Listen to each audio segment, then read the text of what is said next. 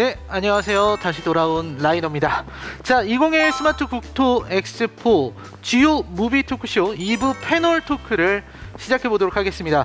자, 1부와 다르게 제 옆에 많은 분들이 나와 계신데요. 오늘 저와 함께 이 궁금증을 해결해 볼 네 분의 전문가 패널 한 분씩 소개해 드리도록 하겠습니다. 우선 바로 제 옆에 계신 지인 컨설팅의 장은미 대표님 나오셨습니다. 안녕하세요. 안녕하세요. 네, 저는 지인 컨설팅 대표 장은미입니다. 낮에는 회사에서 그 공간정보 관련 컨설팅 일을 하고요. 저녁에는 서울시립대에서 공간정보 관련 과목을 가르치고 있습니다. 반갑습니다. 네, 장은미 대표님 나오셨고요. 그 다음으로 옆에 계신 분은요, 한국정보화진흥원의 황종성 연구위원님 나오셨습니다. 안녕하세요. 네, 반갑습니다. 저 황종성이라고 하고요. 그리고 저는 아울러서 아마 제가 이 자리에 초청을 받을 수 있었던 거는 지금 이 스마트시티 국가 시범 도시 중에서 부산 국가 시범 도시의 마스터 플래너를 맡고 있습니다. 아마 오늘 저희가 어떻게 공간 정보 그리고 디지털 트윈 국토를 스마트시티에 연계하는지 좀 설명을 드릴 수 있을 것 같습니다. 반갑습니다. 네. 좋습니다. 황종성 연구위원님이셨습니다. 자, 그리고 제 옆에는요, 2부 토크 프로그램의 진행을 함께 또 해주실 분들 중 하나인데요. 사실 이분들이 소개해 주시면은 그 어렵다는 과학도 귀에 쏙쏙 들어오고 이해가 잘 된다는 과학의 대중화를 위해서 다양한 콘텐츠를 만들어주고 계신 분입니다. 현직 과학자 크리에이터 팀이죠. 안델과학팀의 먼저 궤도님부터 인사드리겠습니다. 안녕하세요. 예, 안녕하세요. 안델과학의 과학 크리에이터로 참여하고 있는 과학 커뮤니케이터 궤도입니다. 예, 스마트 국토와 메타버스에 대한 이야기를 오늘 좀 쉽게 들려드리기 위해서 이렇게 왔는데 분위기가 조금 어두운 것 같아서 네, 2부 좀 살려보도록 하겠습니다. 좋습니다. 예. 네, 2부를 살려주실 또 한 분, 네, 안델과학팀의 양님 나오셨습니다. 네, 안녕하십니까. 38만 과학 크리에이터 함께 활동하고 있는 안델과학 약이라고 합니다. 일단은 궤도님보다 전 더 밝은 옷을 입고 왔거든요. 네, 그래서 더 여기를 좀 화사하게, 또 이마가 좀 제가 화사하지 않습니까? 너무 밝아요. 네, 밝죠. 그래서 오늘 좀 캐주얼하게 이 행사 잘 진행해 보도록 하겠습니다. 네, 또 하나의 조명이 있는 것 같은 양님의 말씀 감사했고요. 자, 오늘 프로그램 1부에서 제가 잠깐 진행했었던 레디 플레이어 원이라는 영화를 통해서 미리 만나본 미래 세계 그리고 또 디지털 트윈 국토에 대한 얘기를 해보려고 하는데요. 네 분께서 다 영화를 보고 오신 걸로 알고 있습니다. 그래서 영화를 어떻게 보셨는지 좀 먼저 감상을 들어보도록 하겠습니다. 궤도님 어떻게 보셨나요? 예, 굉장히 잘 만든 영화라는 생각이 일단 들고요. 네, 영화 안에서 현실과 가상 세계를 굉장히 자유롭게 이동을 합니다. 예, 그것부터 굉장히 잘 만들었고, 특히나 저희가 이제 메타버스 하면 하드웨어와 소프트웨어가 좀 뒷받침이 돼야 되는데, 하드웨어 장비라든지 뭐 이런 소프트웨어 구현이 굉장히 잘 돼 있다. 네, 이런 생각을 할 수 있었고요. 또 특이한 점은 이 현실 세계랑 동일하게 그 안에서도 산업이라든지 계급 구조라든지 이런 것들이 굉장히 잘 구현이 되어 있고, 특히나 이 게임 산업에 대한 굉장히 흥미로운 특징들이 잘 드러나는 영화가 아닌가, 이런 생각을 하면서 저는 봤습니다. 네, 게임 산업에 대한 어떤 특징들 그리고 그 안에 있는 어떤 산업 구조. 예, 저도 게임 좋아하거든요. 네. 예. 그렇군요. 양님께서는 어떠신가요? 이 영화 처음 나왔을 때 봤을 때 그때 느낌은 과연 이런 미래가 올까? 너무 먼 미래 이야기 아닌가? 이런 생각이 들었었거든요. 근데 그 이후에 이 프로그램을 준비하면서 오랜만에 봤는데 정말 가까이 와 있더라고요. 정말 코로나19가 지나면서. 그리고 어떻게 보면 그때 표현했던 여러 가지 상상이었죠. 근데 그런 게 지금 이미 눈앞에 와 있는 것들도 있고 해서 다시 보면서 정말 잘 만든 영화 아닌가. 역시 스필버그 감독의 상상. 정말 대단하다. 이런 생각 해봤습니다. 네. 역시 스필버그였다. 그리고 상상은 우리 앞에 다가와 있다 라는 말씀을 하셨는데요. 우리 장은미 대표님께서는 어떠십니까? 네, 두 분은 아주 좋은 얘기를 많이 하셨는데 저는 이 공부하는 사람이다 보니까 이렇게 오게 티만 눈에 보이더라고요. 그래서 어떻게 보면 우리가 장소를 다른 장소로 빨리 옮긴다던가 하는 거는 속도 이런 걸로 극복할 수 있지만, 시간을 과거로 돌아간다던가 하는 시간을 극복하는 부분은 사실상 어떤 기술로도 어렵지 않나 하는 생각이 들고요. 그리고 또 이렇게 주머니에서 뭘 이렇게 설계도를 꺼내서 뭐 탱크를 만들고 무기를 만들어서 그걸 사용한다던가 하는 거는 그거는 물리학의 ABC를 모르는 정보가 어떻게 그 실질적인 에너지화되고 이렇게 물질화될 수 있는가라는 그런 생각을 하면서 좀 재미가 있기도 하지만 한편으로 보면 너무 물리학의 ABC가 없다라는 생각을 좀 비판적으로 좀 봤었고요. 네네. 그리고 굉장히 저는 마음에 드는 얘기입니다. 아, 그러셔요? 네, 저 비판 이런 거 좋아하거든요. 근데 이 스필버그 그 되게 훌륭하신 분이긴 한데 공룡이나 뭐 짐승 그 뭐 괴물 뭐 이런 거에 대한 뭐 약간 로망? 네, 로망이 있는 건지 아니면 두려움이 있는 건지 거기서도 역시 그런 내용이 반복이 되는 걸 봐서 상상력이라는 것을 뛰어넘어봐야 그 큰 범위를 벗어나지 못하고 있다라는 상상력의 한계까지. 네, 그런 것까지 느꼈습니다. 양님 표정이 좀 어두워지신 것 같은데요. 아까 밝게 하신다고 하셨는데. 아닙니다. 제 이마는 여전히 빛나고 있고요. 네네. 근데 또 저는 또 다양한 의견이 있을 수도 있지 않나 이런 말씀으로 또 네. 부정적인 의견은 다 편집됩니다. 네, 편안하게 해주시고 저희는 또 살려야 되니까 분량을. 네, 맞습니다. 지금 뭐 생방송으로 나가고 있다는 말씀 다시 한번 드리고요. 자, 물리학에 ABC가 없다. 상상력도 한계다. 황종성 위원님은 어떻게 보셨습니까?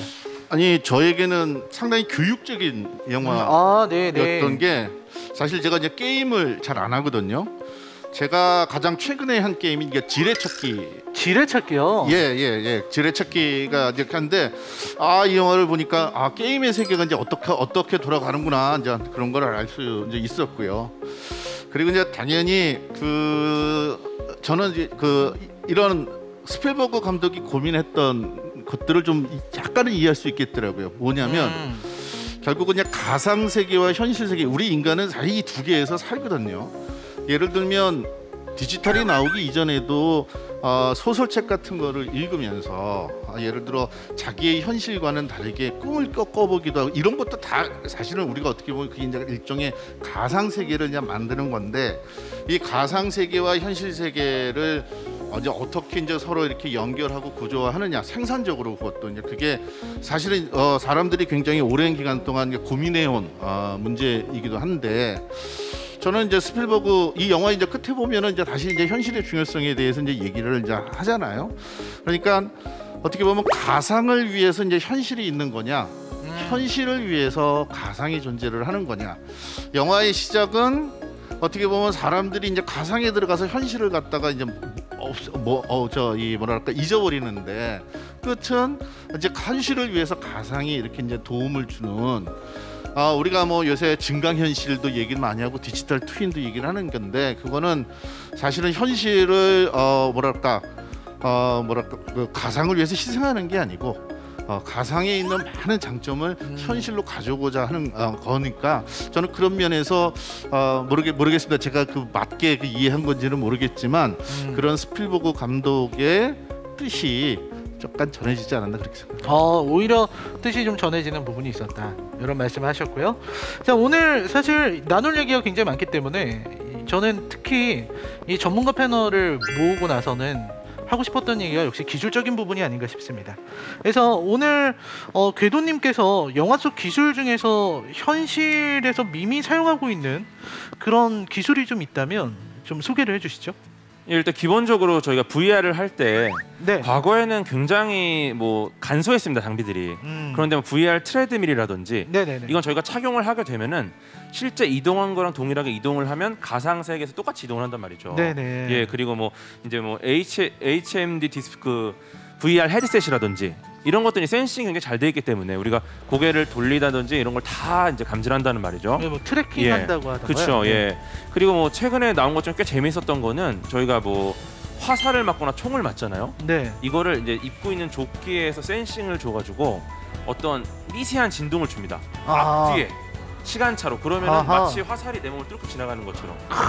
이런 것들 기술이 나오기 때문에 이 가상 세계에서 벌어지는 여러 가지 상황이나 공격들 혹은 여러 가지 벌어지는 사건들이 정말 생생하게 다가온다. 근데 이것은 영화에서만 가능했었던 일이라고 생각을 했었는데, 이제 하나하나 장비들이 개발이 되고 있고 실제 손가락도 움직이고 손가락으로 바닥에 떨어진 물건을 주는 것도 가능해지고 있고요. 이런 것들을 보면은 정말 대단한 것 같고요. 우리가 상상하는 것보다 훨씬 더 많은 기술들이 가까이 와 있다, 이렇게 볼 수 있을 것 같습니다. 양님은 어떤 기술들을 보셨습니까? 저는 일단은 또 과학 크리에이터지만 경제 좋아합니다. 경제 좋아하는데 그 영화에서 나오는 NFT 대체 불가능한 토큰 개념이 나오는데 네. 사실 그때만 해도 그것들에 대해서 많은 사람들이 모르고 있었죠. 근데 지금 2021년 이 시점에서는 어떻게 보면은 현실에서도 뭐 화폐 정도 수준의 완벽한 화폐 정도 수준은 아니지만 그래도 어느 정도 자산으로 인정이 되고 또 사람들이 그걸 거래하는 그런 시대까지 왔잖아요. 네. 그런 거 보면서 참 현실도 굉장히 많이 따라왔구나라는 생각을 하게 되었고요. 그리고 영화에서 보면은 그 가상 현실에서 엄청난 그 어떤 데이터들을 사람들이 현실 세계에서 입력을 받고 또 그 데이터들 사람들이 움직임이 가상 현실에서 너무 잘 구현되잖아요. 네. 근데 사실 그 쓰고 있는 기기라던가 이런 거는 그냥 지금 쓰는 VR 기기와 크게 다를 바가 없더라고요. 영화상에서. 근데 아마 그런 진짜 영화의 그 가상 현실처럼 구현이 되려면 그 뇌에서 직접 신호를 받아서 구현하는 그런 뉴럴링크 기술, 뭐 브레인 컴퓨터 인터페이스 기술이라고 하죠. 이런 것들이 실제로 좀 많이 발전해야 되지 않나. 그런 의미에서 지금 일론 머스크의 그 뉴럴링크 회사가 지금 그런 기술들을 굉장히 개발하고 있고 데이터들을 많이 발표하고 있죠. 네, 그래서 현실이 참 그런 부분은 어떻게 보면 좀 더 앞서가고 있지 않나? 뭐 이런 생각도 해봤습니다. 그 뉴럴링크라는 기술이 그러면은 내가 생각한 게 이제 행동으로 바로 바뀔 수 있는 그런 걸 말하는 건가요? 네, 맞습니다. 저희가 이렇게 움직임을 할 때도 결국에는 생각을 하고 그 신호들이 운동을 하는 것까지 미치는 것인데 네. 가상 현실에서 사실 지금 저희가 하는 거 보면은 손을 움직여야 움직이지 않습니까? 네네, 그렇죠. 그게 아니라 뇌에서 나오는 신호를 바로 마치 도청을 해가지고 그걸 가상현실 세계에서 할 수 있다면 더 빠르게 그리고 더 직접적으로 사용자가 어떤 경험들을 할 수 있겠죠. 뇌의 신호를 그러니까 내 아바타가 받아서 행동을 하는 거군요. 맞습니다. 아, 놀랍습니다. 자, 근데 저는 이 영화에서 이런 기술적인 면들 너무 좋지만 또 이 메타버스라는 개념이 있었어요. 이 사실 레디 플레이어 원이 지금 우리가 디지털 트윈 국토 이야기를 하는 이유가 사실 이런 메타버스 이야기잖아요. 그래서 메타버스가 어떤 건지를 먼저 간단하게 궤도님께서 소개를 해주시죠. 예, 사전적인 의미부터 차근차근 좀 말씀을 드리면은 메타, 초월, 가상이라는 의미랑 네. 유니버스, 우주라는 뜻이죠. 예, 그래서 이걸 합성어인데 메타버스라고 하면 이제 약간 초월적인 우주, 약간 기존의 가상현실보다 훨씬 더 뛰어난 뭔가 진보된 가상세계 이렇게 볼 수 있을 것 같습니다. 그런데 가장 중요한 건 사실 과거에도 이런 비슷한 것들이 있었어요. 네. 저희가 뭐 게임 안에 들어가서 뭔가 내가 원하는 대로 조정을 하고 이런 것들이 있었고, 네네. 그리고 뭐 그 안에서 이제 뭐 일종의 정말 아까 말씀하신 것처럼 뭐 화폐를 주고받는 거랑 비슷한 역할을 하는 것들도 있었고, 마인크래프트라든지 뭐 이런 것들이 있었단 말이죠 이미. 예. 그런데 지금은 어떤 게 달라졌냐면 이 메타버스 핵심은 이제 현실과 가상의 연결입니다. 네. 이게 연결이 돼서 현실에서 벌어진 일이 가상에 영향을 주고 가상에서 벌어진 일이 현실에 또 영향을 주고, 이런 굉장히 중요하기 때문에, 그리고 거기다가 이 코로나 상황과 5G라는 굉장히 차세대 통신 속도가 이제 굉장히 빠른 속도를 갖고 있는 통신 기술이 나오면서 이게 잘 조합이 되면서 이제 우리가 생각했던 과거의 이런 가상현실이 아니라 완전히 새로운 형태의 가상현실, 그리고 이게 현실과 굉장히 밀접한 연관이 있는 이걸 지금 저희가 메타버스라고 하고 있습니다. 네. 메타버스에 대한 정말 간략하고 또 명쾌한 설명 너무 감사했는데요. 이 메타버스를 사용해서 우리가 현실에서 좀 느낄 수 있는 이런 어떤 서비스나 개념들이 있을까요? 저 같은 경우 좀 경험을 해봤는데, 네네. 일단은 그 신약 개발 분야에서 네네. 그 워낙 그 기술 이전이나 기술을 사고 파는 그런 어떤 페어, 컨퍼런스 이런 게 굉장히 많습니다. 근데 그런 경우 이제 글로벌한 사람들이 많이 만나야 되는데 네. 비행기를 타고 만나야 되죠. 근데 지금 그게 안 되잖아요. 그렇죠. 그래서 그런 컨퍼런스들을 어떻게 보면은 메타버스 상에 구현을 해놓고 실제 그게 비즈니스까지 연결되는 그런 경우가 있어요. 그러니까 메타버스 안에 구현해놓고 사람들은 거기에 그냥 접속을 해버리는 거군요. 맞습니다. 그것뿐만 아니라 저희가 이 2021 스마트 국토 엑스포 온라인 전시관에 제가 체험을 해봤거든요. 네네네. 마찬가지로 이런 전시관에도 굉장히 뭐 명함을 주고 받는다던가 어허. 자신의 정보를 제공하고 그에 대한 답을 받는다던가 이런 게 어떻게 보면 되게 실제적으로 그리고 빠르게 그리고 효율적으로 자기가 있는 그 위치에서 바로 접속이 가능한 그런 메타버스가 굉장히 잘 운영이 되고 있더라고요. 완전 신기하네요. 가상현실에서 제가 이렇게 명함을 주고받으면 제 스마트폰에 바로 연락처가 들어가는 그런 그렇죠. 거. 그런 면에서 어떻게 보면은 좀 더 편하지 않나. 오프라인에서 갑자기 만났는데 저 명함 좀 이런데 뭐 지나가는 경우도 있고 이런데 네. 오히려 온라인이라서 좀 더 명쾌하지 않나. 그런 티를 당해보셨나 봐요. 네, 네. 저희 많이 당했습니다. 굉장히 네. 짠한데요. 네, 그것뿐만 아니라 또 그 포켓몬고.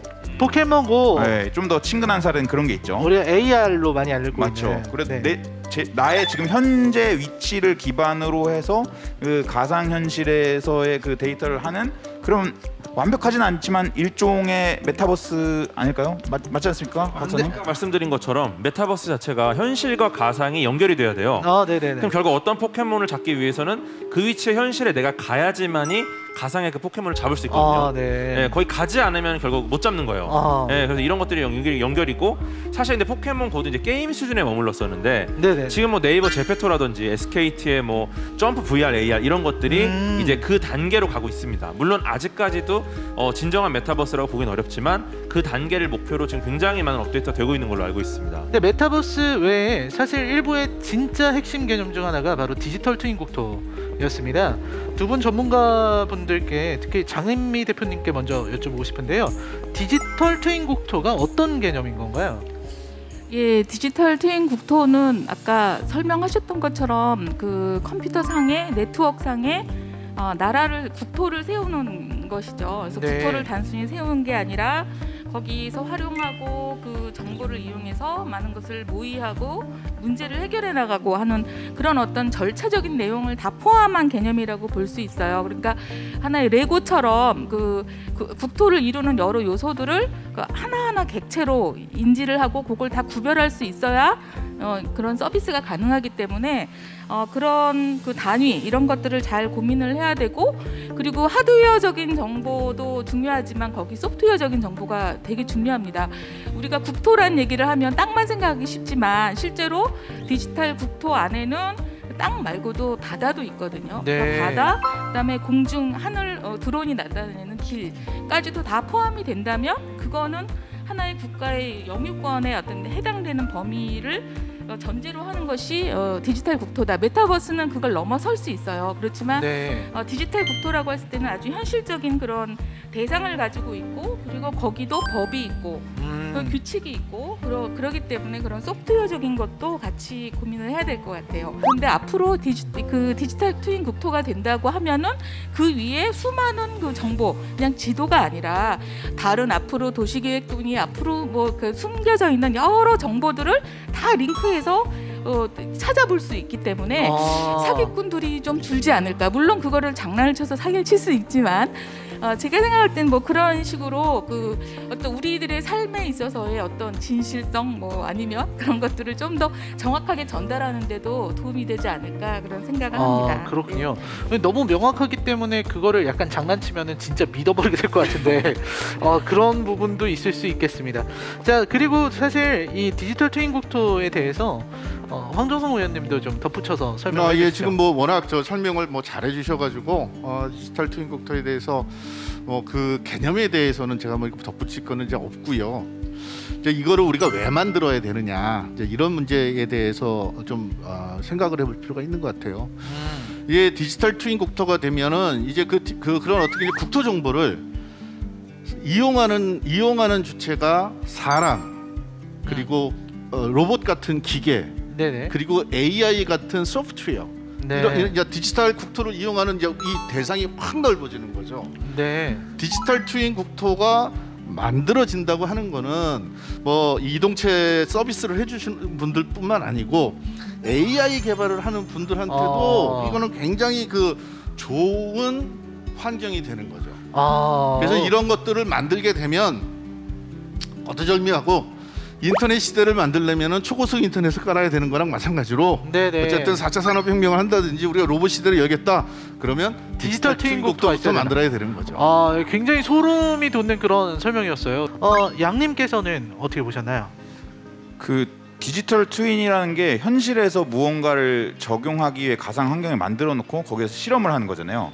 약 분야에 정말 많이 쓰입니다. 아무래도 임상 시험, 임상 시험을 하기에 바로 적용하기 좀 위험한 것들이 있을 수 있잖아요. 네네. 그래서 기존의 어떤 데이터들을 다 대입해서 디지털화된 그 트윈에다가 네. 적용을 먼저 해보고 그 다음에 부작용이라던가 효과라던가 이런 것들을 한번 시뮬레이션 해보는 거죠. 디지털 트윈한테. 네. 그 다음에 그 결과를 바탕으로 또 현실에 적용을 해서 실험이나 시험을 어떻게 할지 변경하기도 하고 이런 면에서 뭐 스마트 국토나 뭐 약 이렇게 안전과 직결된 부분에서는 디지털 트윈 기술이 필수이지 않나 이런 생각이 들고 또 라이너님도 또 유튜버시잖아요. 네. 저희도 유튜브 하다 보면은 어떤 영상 올리고 이거 왜 올렸지? 미리 시험을 했으면 좋았을 텐데 이런 생각 많이 하거든요. 네. 네. 그런 의미에서 디지털 트윈 기술이 좀 유튜버들에게까지 이렇게 적용이 되면 좋지 그렇군요. 않나. 디지털에 있는 트윈 유튜브에 올려가지고 미리 반응을 확인해보고 이건 아니야. 그러니까 이거 좋아. 이런 네. 식으로 할 수 있겠다. 그래도 이 반응 안 좋아도 또 포기하기 힘들지 않습니까? 고생해서 만들었는데 또 혹시 모르잖아 이렇게 또 올릴 것 같아요. 제 근데 생각에. 이렇게 말씀해 주시면은 양님은 그야말로 조회수의 노예처럼 보일 텐데요. 전 노예입니다.